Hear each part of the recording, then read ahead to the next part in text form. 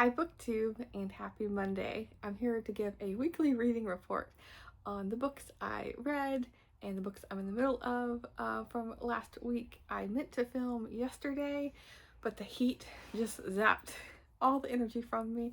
And I know I had mentioned on my Friday reads that I was planning on participating in the Portland bookstore week where there's a bingo card and everything. You go to the bookstores and collect stamps, but the heat, I couldn't do it. I'm still dealing with the heat today, but it's gonna break tomorrow and then I'm gonna feel back to normal. It would be one thing if the heat was like consistent, but it's all of a sudden getting this heat wave is just like you just have no way of adapting to it. But better things are on the horizon. I did manage to do quite a bit of reading though, because yeah, I couldn't do anything with the heat.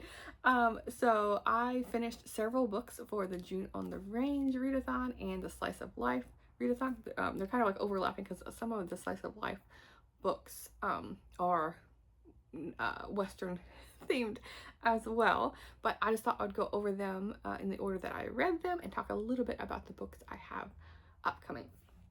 So I finally read Jim Bridger, Mountain Man by Stanley Vestal. This has been on my to be read pile for quite some time. I purchased this book, according to the sticker back here, in 2022. So yes, I mentioned before, I've heard about Jim Bridger off and on, reading like these June on the Range-ish nonfiction books. He comes up quite a bit because he was one of those like foundational people that was like one of those first people in the frontier, like I was a fur trapper, making these trails and seeing places for the first time, like Salt Lake in Utah and things like that. Well, first, not first person, but first like white man, English man. This was a disappointment because of the writing style. And when I finished the book, I looked up his like Wikipedia page for Jim Bridger, and what was there compared to the book didn't always line up. And when I was digging into the author, Stanley Vestal, it seems like he was a huge fan of Jim Bridger. Like, of course you would be if you want to write a biography. Well, not have to be, but you know, because this book came out like 1900s, 1946 was when this edition came out. But when was it originally? 1955? I'm not sure. There's a bunch of dates on here.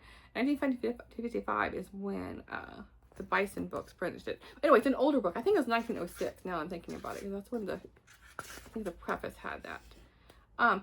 Anyway, regardless, this is an older book, but I just feel like the author let his admiration for Jim Bridger take over his perspective on Jim Bridger, because there was a lot of, not tall tales exactly, but a lot of things happened in here that didn't line up with his biography. I mean, his like the facts. And so although you want to take with Wikipedia with a little bit of grain of salt, you can still dig into the sources and figure things out. But also just the writing style. I had mentioned when I was just into this book how each chapter was ending with, it was like, you know, normal English, and then all of a sudden the last couple sentences of each chapter, and sometimes the beginning of each chapter, was giving this like slang, like rootin' tootin' blah blah blah, you know, something like that, very like the Western, you know, the supposed Western that you see these in these movies, how it all of a sudden has that slang to it. And that just got so annoying because it wasn't just the end of the beginning of the chapters, it was in the middle as well, and it was such a distraction. And then I was looking at Goodreads at the reviews, people that were having the same issues as I did. So this isn't a book I would recommend, actually. I feel like if you want to learn about him, I would pick something else. Although, you know, this does have interesting things in there. And this was an interesting person. But the fur trapping part, I did not care for. Because it was just hard to read constantly. You know, you always hear, like, this is a Bison book, you always hear about, you know, the buffalo being killed and things like that. That's always like hard to read. But yeah, so this was hard to read at moments, and then yeah, so this just overall wasn't not an enjoyable read, but I have now read it. And then the next book I finished was The Diary of a 49er and edited by Chauncey L. Canfield, and this follows one man who he is a farmer in a little town in Connecticut, and he goes over in 1849 to the Nevada, what eventually became Nevada City in California, and was one of like the first miners of that area. And it's funny, like throughout this diary, because it follows about a year and a half, 2 years, he mentions multiple times, so how maybe I should just burn this diary. It's not worth anything. I'm never gonna look back at it. Luckily he didn't, because now we have like this artifact, you know, from that time period. But it talks about the different mining techniques, which I could take or leave. But it was still interesting for people who are interested in that, or for that source material, to see how they used to mine and their different techniques and ways of doing it. Because he talks about how the miners like down the river and over here in this area, how they were doing it compared to how him and his partner were doing it. But this follows his life. Like he's constantly comparing California to Connecticut, and how at first he can't wait to make his way back to Connecticut once he makes his fortune. And since this is like early days in the gold mining, he does turn over quite the profit, especially considering this time he makes thousands of dollars. And then he talks about how back when he was a farmer, this was nothing. This money was like everything. And then now, oh, it's nothing. Like this 10,000 I have, I can make that, you know, 2 months from now kind of thing. It's like, so that was interesting. But anyway, he at first misses home, but then as the book goes on, he adapts to the different climate on the California, and he's like, oh, I really like this country. And it's funny, his mining partner keeps talking about how he wants to use the money to invest in this, not even a town at the time, San Francisco. He's like, oh, I should buy some plots of land, and I really think that this will be become like a boom town, and also like the farming area or the valley. He's like, oh, we should invest in property there as well. And then, but this guy, who at least, you know, at least he has the foresight to write this down and have a diary of it, where the other guy didn't. But he is constantly, oh, San Francisco is never going to be anything. Like, and we can't farm the California Valley. There's no way to farm it because there's at least 7 months of the year and there's no rain. But little does he know. But yeah, it was just an interesting like timepiece, and I'm happy to have read this one. And this one also, I don't know when I got this, but it's been a couple years, so yay for another one off my list. And then I switched over to some fiction. I wanted to break from the June on the Range book. I keep doing this in quotes because June on the Range, I feel like mostly is for like the typical Louis L'Amour type westerns, but I'm enjoying my take on it.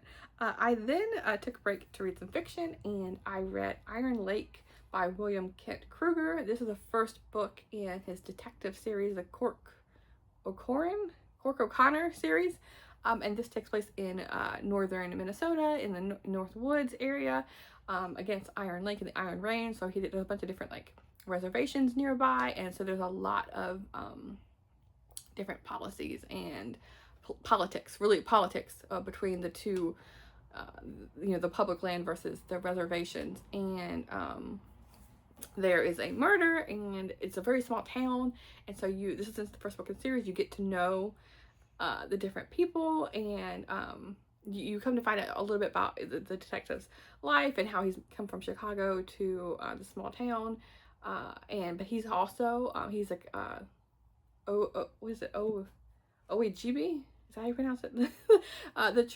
He's part of that, so he has some familiarity with the people there, and so he's trying to make some connections, but they're kind of pushing back on him because he's not, you know, full blood of that tribe, and he's like more of like the white man or whatever, what have you. He's also having some family problems, so it's following like the drama of the town, the drama of his family, and also there's murder involved. So I had a lot going on, and this was a larger book. I think it was over 400 pages, I believe. But I highly enjoyed it. I spent the majority of my weekend reading this, and just like it was one of those like page turner type books. And so I am looking forward to reading the next book, Boundary Waters. And I think I've only spent a little bit of time in Minnesota, but I think there's a national or state park called Boundary Waters. So I will for sure be continuing on with this series. And then let me see here. I read Kitty and the Moonlight Rescue by Paula Harrison. This is book 1 in the series. I got this at a little free library, and I love the design. And this is following Kitty, which is a little girl, and her mother, here's a picture of her mother, has superpowers and goes out every night while the dad stays home with the kids. But the main character, obviously she has a costume as well. She pretends that she's a superhero like her mother. And this had lots of nice artwork. Here's her costume that she's playing with. And one night she decides, without telling her father, while her mother is out, she's just gonna walk outside and explore. and she meets a bunch of these cats, and like learns about her abilities. And so the story was a little bit too simple for me. Again, I'm not the target audience, but I really appreciated the artwork. I don't think I'll continue on with the series, but if I do find book 2 at another little free library, I will pick it up. This didn't take me too long, and it was a cute enough story. But yeah, I didn't like how she's sneaking out without any parental supervision. So those are the books I have finished this week. So I finished 4. I finished 4 last week. And so again, I have a bunch of books on the docket. Like that's been my theme this month in June. But the ones I want to focus on is I am finally I have 30% left. No, 20% left in this book. I'm listening to an audio, so I am this far in. I am on, I don't think these chapters are numbered, are they? Yeah, they are. Chapter 47. I'm on page 441, but I'm listening to this in an audiobook. And this is my first time going through the series via audio. In the past, I've always read them with my eyeballs, but this is the Dragon Reborn book 3 in the Wheel of Time series, and I like all their covers, all the artwork. There's some kind of famous artist, and I can never remember who it is. Does it tell me in the front here, maybe? No, cover painting is by Daryl Sweet. There we go. I do like the paintings. And I remember this first trilogy in a way, the books 1 through 3, I really like, and the books 4 and 5 are really good. But then after that, the series it goes down a bit for me. They become sluggish until the last couple of books. But it's still good enough of a series for me to continue through that sluggish part. Again, this is a reread for me. I think it's my 3rd time reading this series. I think so. But I'm not going to go into too much detail with this book, because book 3 in a 14 book series, that's a lot of content. But it's the epic fantasy, and it's following a cast of characters from a small town, and then they get sent off on an adventure, and they get to, from their little town, they get to explore all of these, all of the world, through their various adventures. There's a map here. So it's this whole country that they're constantly exploring all over the place. But it's following mostly 3 young boys, not young boys, 3 teenagers basically, and through their I don't know, 18 or so years old, and then it follows their adventures, and there's magic involved. They each develop these kind of powers in a way, and then also there's 2 young women who also have their own strengths, and they all are working together at first, and then they all get split up, and then they come together here and there when they need help. So, and along the book series, different magical abilities pop up as they relearn the old magic system.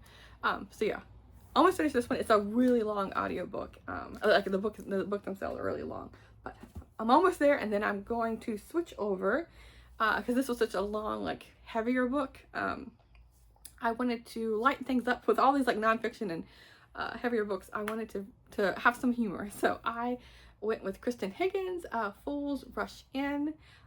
This is an older book from her, and I've just been in the mood to read something from her. Like last month, I was reading Confessions of a Shopaholic, some kind of light books here and there. And so this is going to be my next audiobook, and from what I remember from the description of it, it's following a woman who is a doctor, and she's moving to, is it Cape Cod or some little beach town, I think. And she has her own little cottage there, and so she's setting up her life. I think she's returning to the town she grew up in, and lo and behold, there is a guy there who she used to be interested in or used to date, and so they're gonna, it's gonna follow their love story. But I really like her writing, and she always has a dog or a cat in her books, and so they're charming, funny books.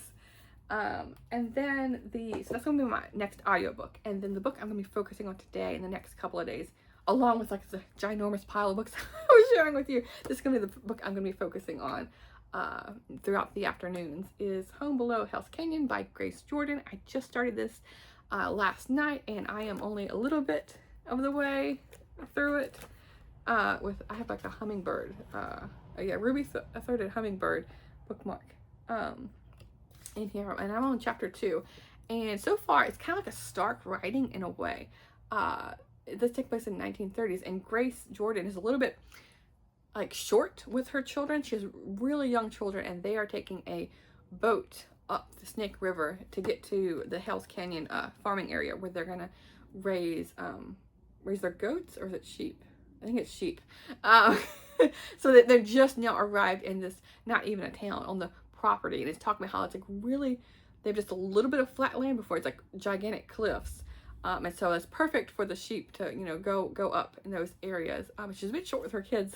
And I'm surprised she, like, I mean, she's not rough with them, but she's very much like, you know, sit down, be quiet, you know, children are seen but not heard kind of thing a bit. And it's kind of understandable. It's just such a long journey with these kids, and she's just trying to make do, because her husband's not with her when she's making this journey. But now she's arrived, and so we'll see what happens from here. But it's a short enough book. I think it's like, yeah, it's just over 200 pages. So I'm hoping to finish this within the next couple of days, so I can tackle other books, because I still have quite a bit of books to get on with. But yeah, we will see how this week plays out. I'm looking forward to the cooler weather starting tomorrow, and I don't have any plans other than work that takes up a majority of my time. Hopefully I'm going to be sleeping a bit better now that the weather's going to cool down, because again, I don't have the air conditioners in my house yet, because I figure with only being like a 3-day heat wave, why like take up windows that I need to use later on? Like because I like, you know, because without the AC, you have to use the windows to keep it cool. So if I put the ACs in the rooms, then I'm going to lose a window per room. So I would like to keep them if possible. But anyway, I will talk to you soon. Thanks, BookTube.